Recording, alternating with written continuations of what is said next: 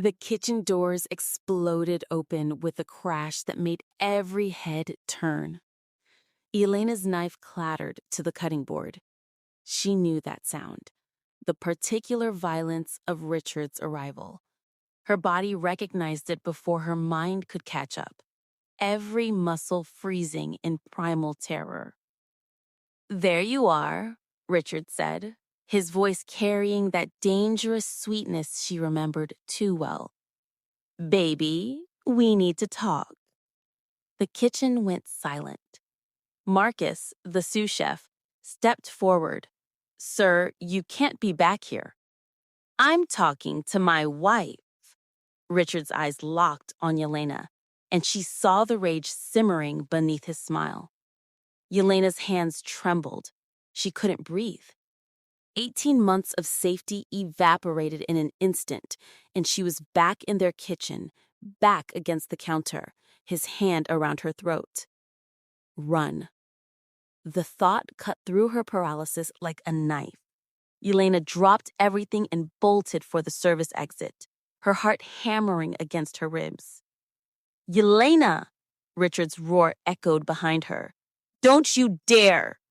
She burst through the door into the service corridor, her chef's clogs slapping against polished concrete. Behind her, she heard Richard shoving through the kitchen staff, heard Marcus shouting for security. The corridor stretched endlessly ahead, sterile white walls and fluorescent lights, and nowhere to hide. Elena rounded a corner at full speed and slammed into something solid. Strong hands caught her shoulders, steadying her. Whoa! She looked up into Adrian Cole's startled face. The CEO stood in an impeccable charcoal suit, his expression shifting from surprise to concern as he took in her terror. "Please," Elena gasped. "Please, he's—" Richard rounded the corner, spotted them, and his face contorted with rage. "Get away from my wife!" Adrian's entire demeanor changed. He moved Elena behind him with one smooth motion, placing his body between her and Richard like a shield.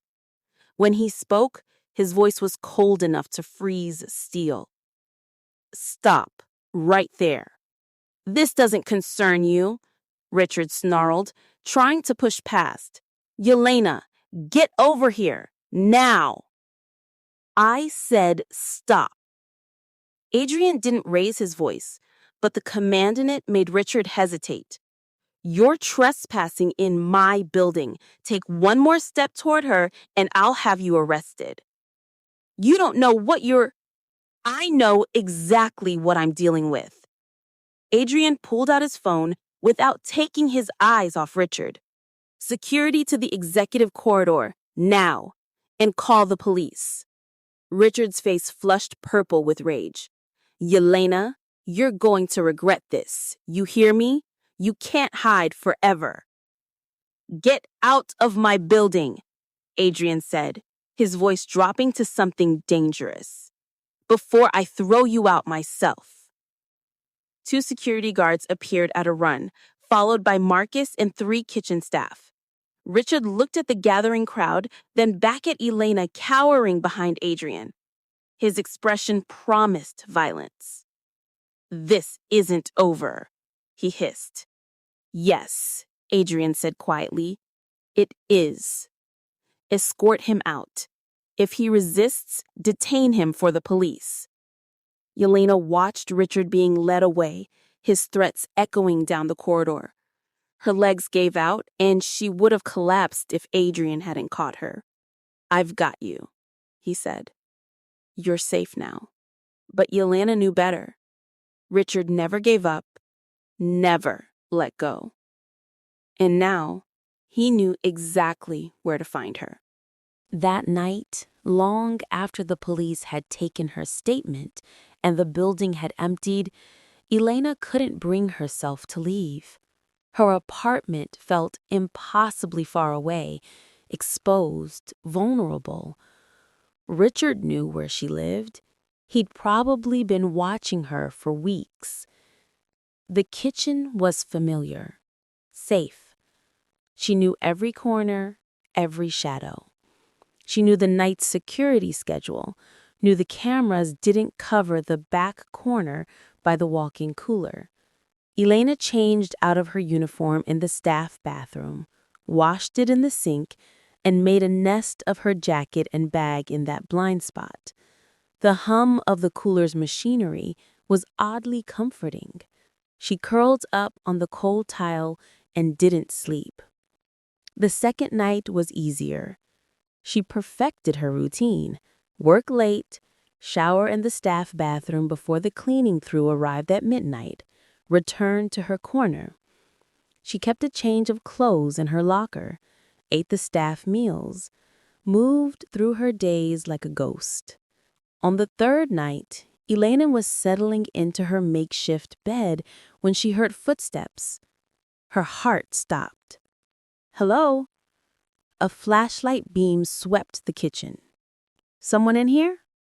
Night security. Elena's mind raced. She could hide, but where? The beam found her, and she squinted against the light. "Ma'am, what are you doing here?" I was just... Elena scrambled to her feet, grabbing her things. I'm sorry, I'm leaving. I need to report this."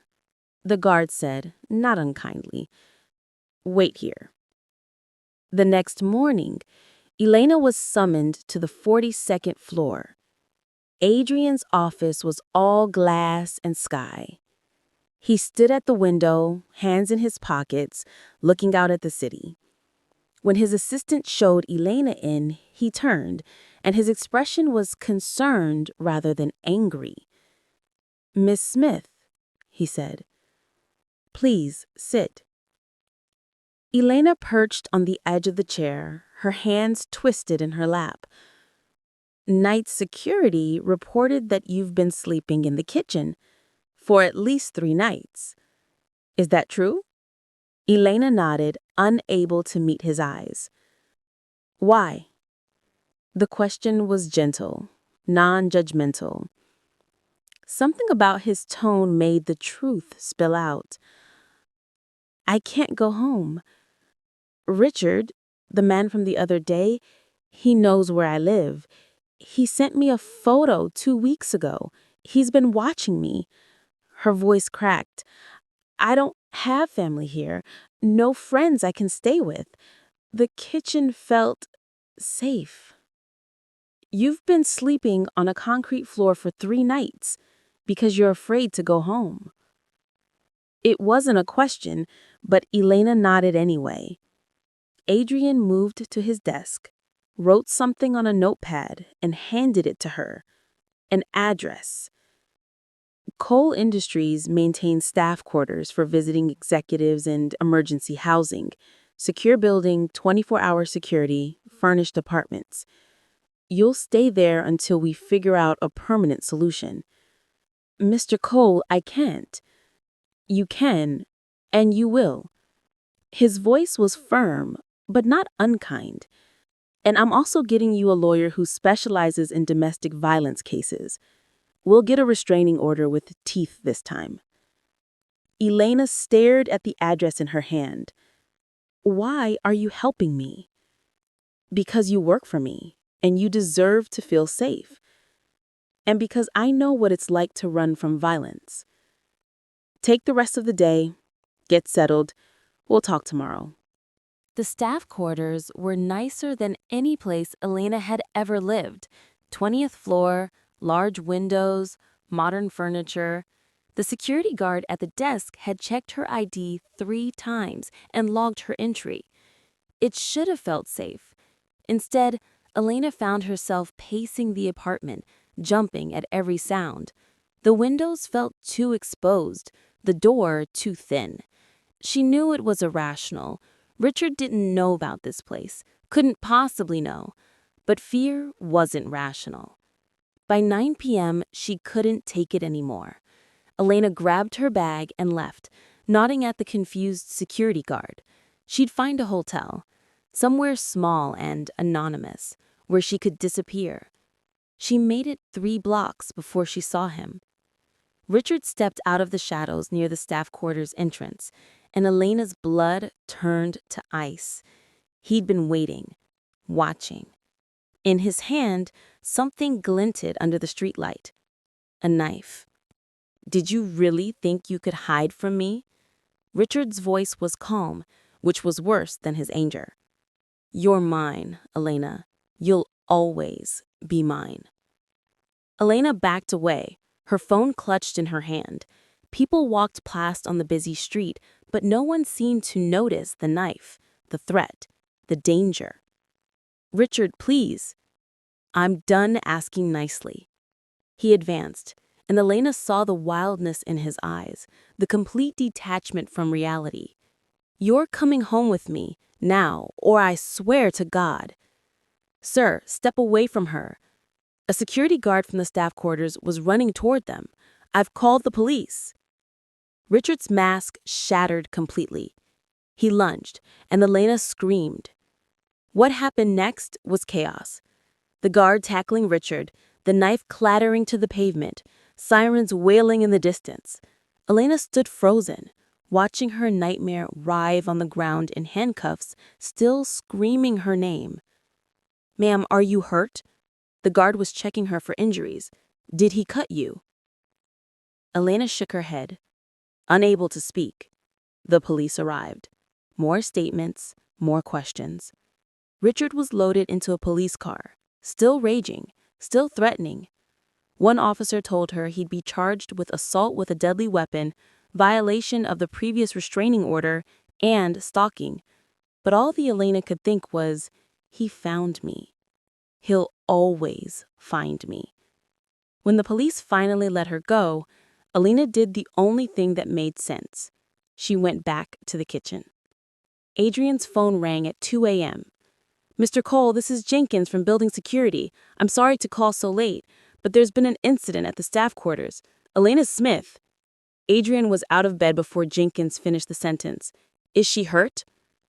"No, sir, but her ex-husband showed up with a knife. He's been arrested, but Elena, she left the scene. We thought she'd gone to a hotel, but, sir, she's back in the basement kitchen. We found her on the security footage. She's been there for 3 hours." Adrian's chest tightened. "Don't approach her. I'm on my way." 20 minutes later, Adrian stepped into the darkened kitchen. Elena sat in the corner by the cooler, her arms wrapped around her knees, staring at nothing. "Elena?" he said softly. She looked up, and the emptiness in her eyes broke something in him.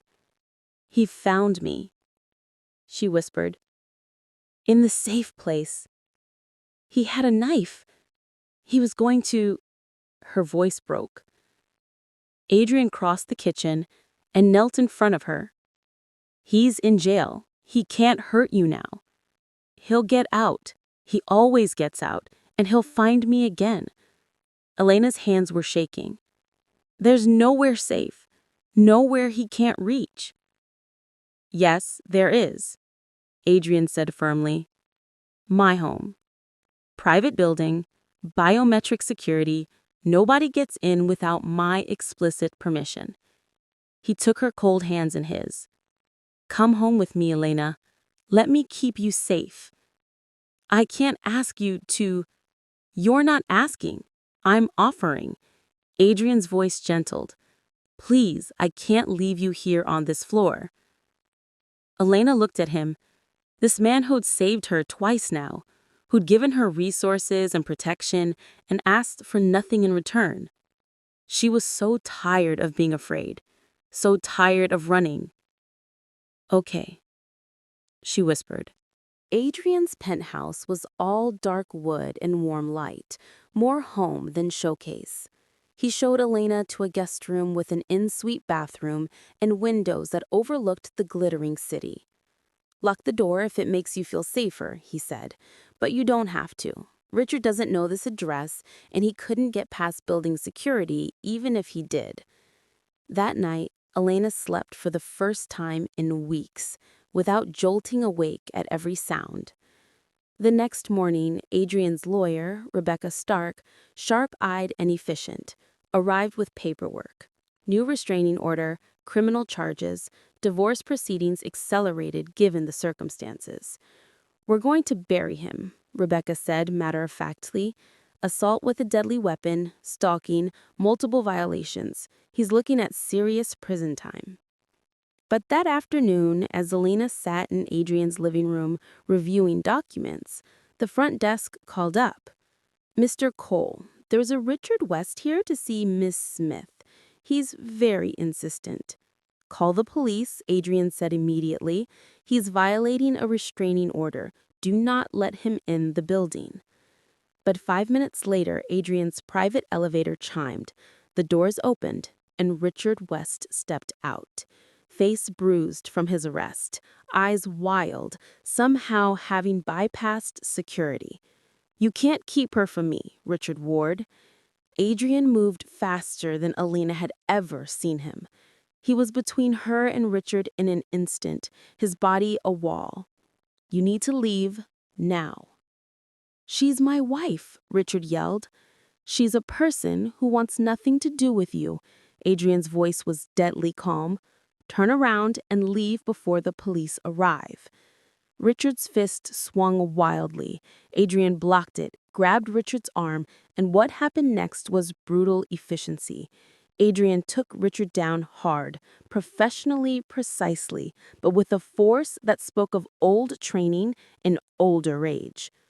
"Don't get up," Adrian said, his knee on Richard's back. "Don't even breathe wrong."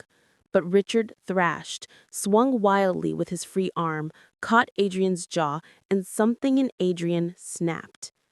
Elena watched in horror as Adrian's controlled restraint gave way to something darker.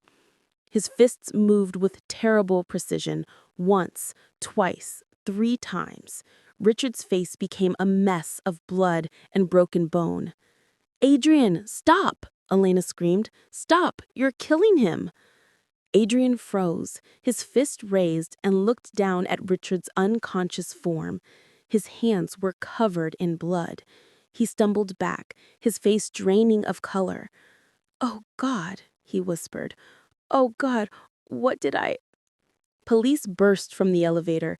Building security had overridden the system. They called for an ambulance, handcuffed the unconscious Richard, checked Adrian for injuries. Elena watched Adrian sink onto the couch, staring at his bloody hands. He was shaking. "Sir, are you all right?" an officer asked. Adrian didn't answer, didn't seem to hear. His breathing was coming in short gasps, his eyes unfocused. Elena recognized a panic attack when she saw one. She moved to him, carefully taking his hands in hers. "Adrian, look at me," she said softly. "Look at me." His eyes found hers, wild and terrified. "You stopped," she said firmly. "I called your name and you stopped. Do you understand?" "I could have killed him," Adrian whispered. "Just like before. Just like—" "But you didn't." Elena squeezed his hands. "You protected me. You kept me safe. And when I asked you to stop, you did. That's who you are." The police took statements, called for cleanup. The ambulance took Richard away with 2 officers guarding him. Through it all, Elena stayed with Adrian, holding his hands, reminding him to breathe. Later that night, after everything was documented and everyone had left, Adrian finally spoke. "When I was 17, he said quietly, "I killed my father. He was beating my younger brother, Leo, and I tried to stop him. We fought. He fell, hit his head on the sharp edge of the table. His voice was hollow. Leo died 2 days later from his injuries. I didn't get him to the hospital in time. I spent 3 years in juvenile detention for manslaughter." Elena listened, her hand still holding his. "You built this whole life trying to prove I wasn't that angry kid anymore, that I could be controlled, disciplined, safe." Adrian looked at his bandaged knuckles. "And then tonight, I became him anyway." "No," Elena said firmly. Tonight, you stopped a violent man from hurting me. You used the force necessary to protect us both. And when I asked you to stop, you did immediately." She cupped his face, making him look at her. "Your father never stopped. Richard never stopped. But you did. That's the difference." "What if next time I can't?" "There won't be a next time. Richard's going to prison for a long time." Elena's voice softened. "And I'll be there to remind you who you really are. Someone good. Someone kind. Someone who saves people." Adrian closed his eyes, leaning into her touch. "How can you be so sure?" "Because you saved me," Elena said simply. "Not just from Richard. You saved me from living in fear, from sleeping on floors, from being invisible. You gave me back my life." She smiled slightly. "Let me return the favor. Let me remind you who you are." Adrian pulled her into his arms, and they held each other as the city lights glittered outside. Two broken people, holding each other's pieces, choosing to be whole together. 3 days later, Rebecca Stark visited Richard in the hospital, flanked by 2 officers and a notary. "Sign the divorce papers," she said, laying them on his hospital tray. "Or I add attempted murder to your charges." Richard, his jaw wired shut, his face a mass of bruises, looked at the papers, then at the officers, then at Rebecca's implacable expression. He signed. Elena cried when Rebecca called with the news. After years of being trapped, months of running, weeks of terror, she was finally free. Adrian found her on his balcony, tears streaming down her face. "It's over," she said. "It's really over." "It's over," Adrian confirmed. He hesitated. Then, "What will you do now?" Elena looked at him. This man who'd become her protector, her friend, something more she was only beginning to understand. "I'd like to stay," she said quietly, "if that's okay. Not because I'm afraid, but because I want to. Because when I'm with you, I remember who I used to be, who I want to be again." Adrian's expression softened. "I'd like that too." 6 months later, Elena stood in the kitchen of Elegance, a small, elegant restaurant 2 blocks from Coal Industries. Adrian had backed the venture, but the vision was entirely hers. Her grandmother's recipes, her training, her dream reborn. Opening night was a triumph. The reviews were glowing, and when the last guest left, Adrian appeared with champagne. "To new beginnings," he said, raising his glass. "To second chances," Elena added.